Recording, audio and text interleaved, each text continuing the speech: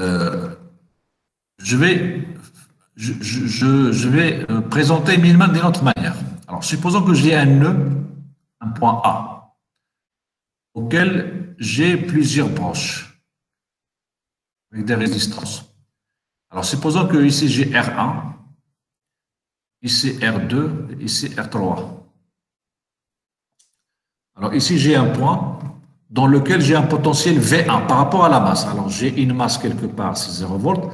Le point ici, je suppose qu'il se trouve à un potentiel V1 par rapport à la masse. C'est-à-dire soit j'ai un générateur qui fournit une tension V1, soit un autre circuit. En tout cas, le point ici se trouve à un potentiel V1. Le point ici se trouve à un potentiel V2.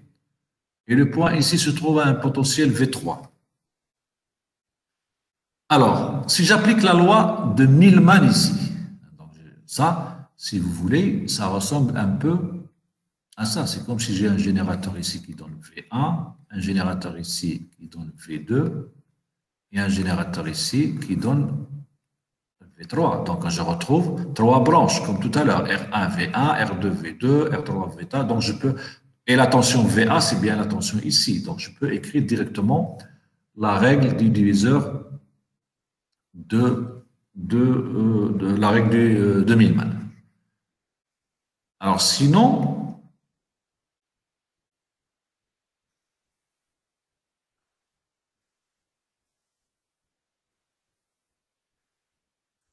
je vais appliquer directement la loi des nœuds. Alors, je vais prendre les courants, bon, peu importe, dans les sens entrants. Celui-là, je vais l'appeler I1, celui-là, je vais l'appeler I2, celui-là, je vais l'appeler I3. Alors, la loi des nœuds au point A, qu'est-ce qu'il nous dit?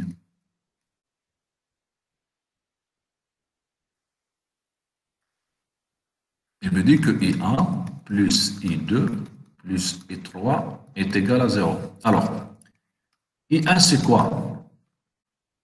Alors, quand j'ai une résistance R entre deux points A et B, le courant qui circule de A vers B, c'est tout simplement VA moins VB sur R. D'ailleurs, la tension ici, U, si j'applique la loi d'Ohm, je vais dire U est égal à RI. Ça, tout le monde le sait. I dans ce sens. Et c'est quoi U? C'est VA moins VB. D'accord? Donc, on va dire que le courant, c'est le potentiel de départ moins le potentiel d'arrivée divisé par R. Je vais l'appliquer ici.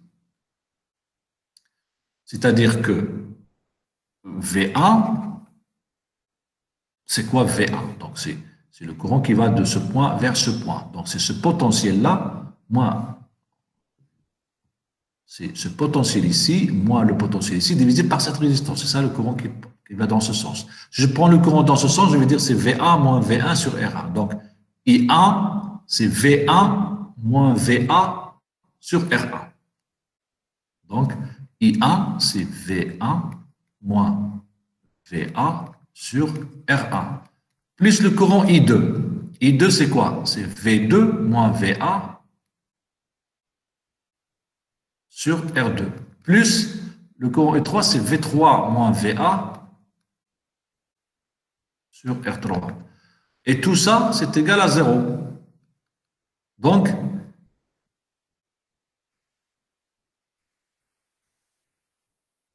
on va dire V1 sur R1 plus V2 sur R2. Donc ça, V1 sur R1 plus V2 sur R2 plus V3 sur R3, c'est égal à VA sur R1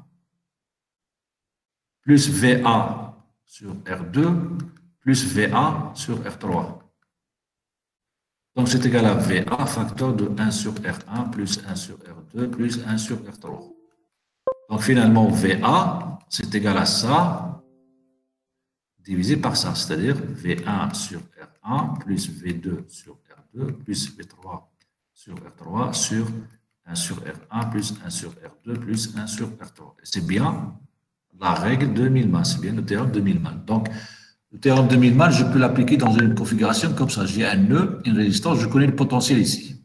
Ça peut être V1, ça peut être V1 moins V5, ça peut être peu importe l'essentiel, c'est le potentiel de ce point-là sur R1, plus le potentiel dans ce point sur R2, plus le potentiel dans ce point sur R3, le tout sur 1 sur R1 plus 1 sur R2 plus 1 sur R2. Donc, ça, c'est une application de la loi des nœuds, mais ça me donne bien la structure de Millman. Donc, Millman, je peux l'appliquer dans un nœud, comme ça.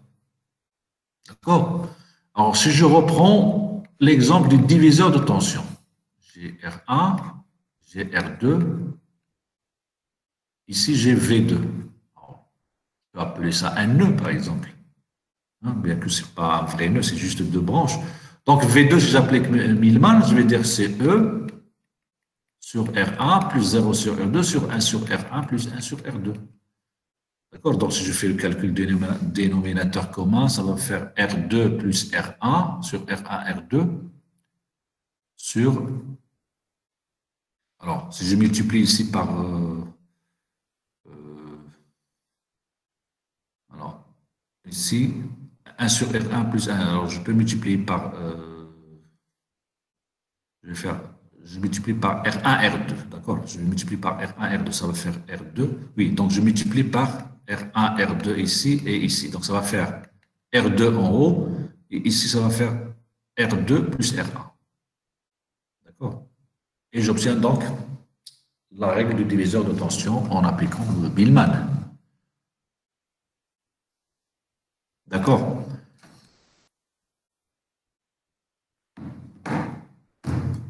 Monsieur, Oui. est-ce que vous pouvez ajouter des sources de courant dans cet exemple? Oui, alors si on a un exemple avec une source de courant. Alors, je reviens sur mon document.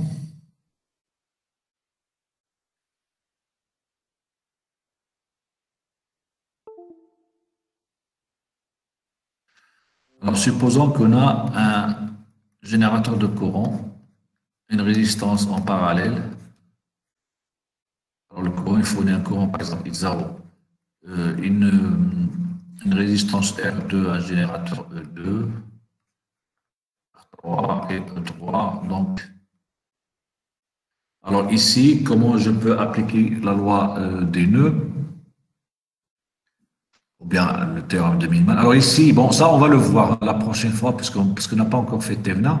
Mais par exemple, ici, j'ai un générateur de courant, on parle avec une résistance, je peux le transformer facilement en un générateur de tension en série avec. Donc, si je fais Thévenin, ça fait R Thévenin. Ça va faire, cette tension, ça va être R I0, et ici, je vais avoir R1. I0, ici, je vais avoir R1, et après, j'aurai les autres. Et je retrouve la formule classique de Millman. Donc, je peux faire la transformation. C'est plus simple. D'accord? Et donc, vous aurez à ce moment-là R2, R3 et E3. Ici, c'est E2. Ici, c'est R2. Donc, si j'applique la tension V qui est ici, c'est la même ici. Donc, V, ça va être...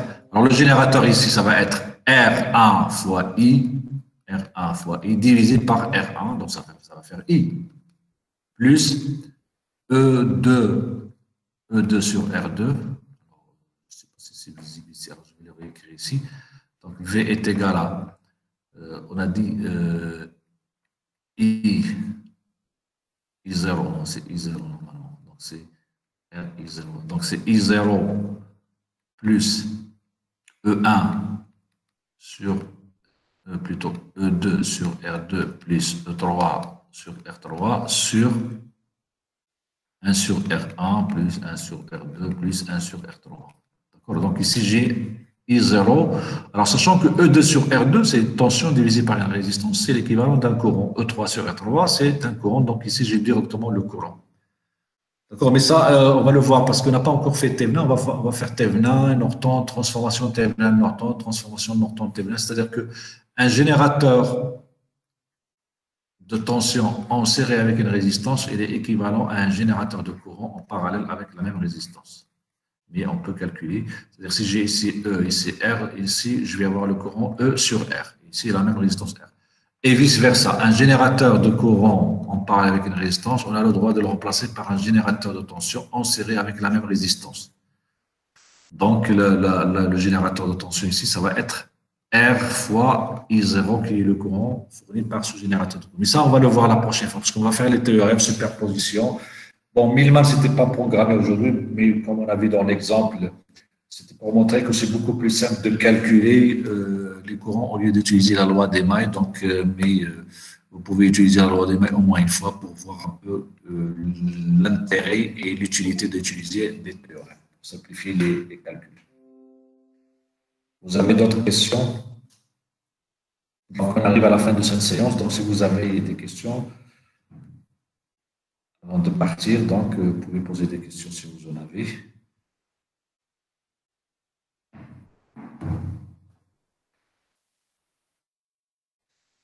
Donc, normalement, cette séance, donc, je l'ai enregistrée, donc, elle va être sur le Google Drive. Alors, je vais la chercher, donc, il ne sera pas opérationnel instantanément, il prend un peu de temps. Donc, je vais revoir le lien, je vais la partager. Donc, je vais partager avec vous le lien pour la regarder. Bien que c'est un peu lourd de regarder une vidéo de 3 heures, si vous cherchez une partie, c'est plus simple sur un livre ou un document, on va directement à ce qu'on cherche. Alors que dans une vidéo, c'est un peu difficile parce qu'il faut à chaque fois jouer la vidéo, aller dans une partie, rejouer. Je trouve ça un peu plus lourd. Donc, c'est pas toujours les vidéos, mais les vidéos, ça permet d'expliquer, ça permet de mieux comprendre certaines choses. Mais c'est pas toujours. Donc, il faut prendre des notes. Pour les cours, la meilleure des choses, c'est d'avoir un cahier sur lequel vous écrivez à la main les remarques, ce que vous comprenez, les mots-clés, les idées, parce que quand on parle, on ne dit pas tout, on oublie certaines choses. Sur les vidéos, on ne peut pas tout revoir. Donc, il faut prendre des notes. J'ai un polycope normal. Alors, je vous donne mon site. Alors, normalement, maintenant, on a la plateforme Moodle, mais ils n'ont pas encore inscrit vos noms sur la plateforme Moodle, donc je n'arrive pas à communiquer avec vous à travers Moodle, mais j'ai mon site pour les gens qui le connaissent, donc astito.net. Donc, c'est www.astito.net. Vous pouvez télécharger le Polycope. Donc, il y a un Polycope pour le cycle d'ingénieur. Donc, vous pouvez le télécharger et c'est à peu près, bon, c'est le grand axe, c'est la même chose, mais les choses peuvent changer d'une séance à l'autre selon donc, vos questions, selon l'interactivité avec vous, selon aussi votre capacité de comprendre. Alors, quand on a des promotions qui comprennent vite, on va plus loin et plus vite. Quand on a des gens qui ont besoin de retarder un peu, donc on peut aller moins vite. Donc, ça dépend aussi de l'ensemble. On essaie de prendre une vitesse un peu moyenne pour tout le monde. Donc, sur ce site, vous pouvez avoir des anciens examens, des exercices, certains avec solution, d'autres sans solution, certains TD, les examens, même s'ils n'ont pas de solution, bon, certains sont avec solution. Ceux qui n'ont pas de solution, bon, c'est fait exprès parce que normalement, c'est des examens pour votre niveau, donc normalement, vous devriez être capable de les résoudre. Sinon, on peut toujours discuter si vous avez des questions. Voilà, donc pensez à vous inscrire sur le site que je vous ai dit parce qu'on va très bientôt commencer à faire des TP ou des projets. Donc c'est Tinkercad, je vous rappelle, c'est tinkercad.com. Alors, ce n'est pas le seul, il y en a d'autres du même style, il y en a plusieurs, mais bon, on va travailler avec celui-là. On va l'essayer, on va le tester, on verra. Peut-être c'est bon, peut-être que c'est pas bon, on va l'essayer.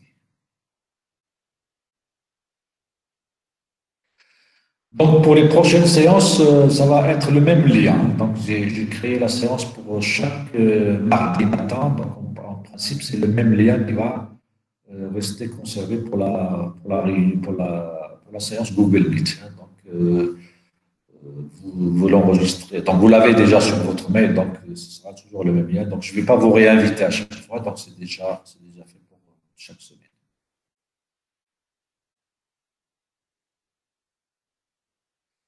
C'est bon, plus de questions? Donc, je vous remercie et à la semaine prochaine.